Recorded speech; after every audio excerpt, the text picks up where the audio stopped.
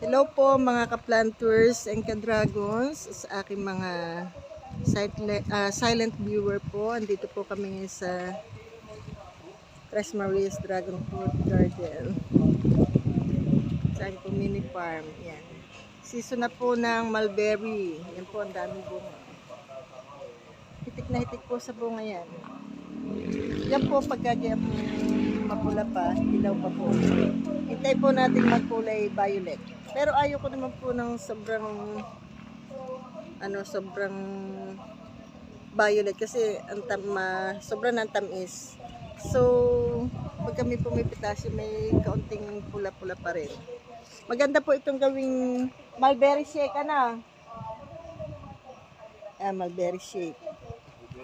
Maganda din po ito sa health. Marami pong benefits ang bunga ng mulberry. Marami pong dalang siya. Mga na research ko po ito. Kaya lang hindi ko maalala sa dami. Basta po good for health po ito. Kaya hinug-hinugin muna po natin. Then meron yan po. Yan, mga babago pala ang pong buko yan. Yan guys, verde payapay. Ito babago pa lang. Yan. Binaybay ko po ito ng mulberry. Para ako pagka mamimitas, madali lang po. Dadaan ka lang dito. Yan. Pick ka na lang ng pick. Binaybay ko po. Meron din doon sa pinakabakod. Kaya lang puro po yun, native. Yung sa dami kong nabilhan. Puro native. Dami mga yung bang hindi scammer sila ba? Sabihin, sila yung may lahi, tapos native naman pala. So, luckily, ito lang po ang binabilhan po ako. Mga ba yung binili ko?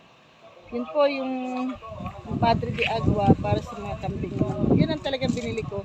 Free lamang itong mulberry ito.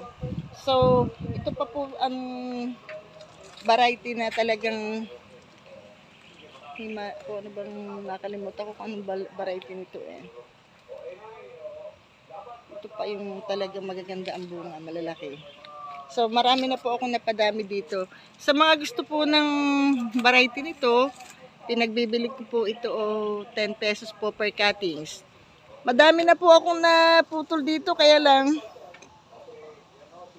tinatapon ko lang pero po sa iba po ito ay per cuttings po dahil bumili po ako per cuttings.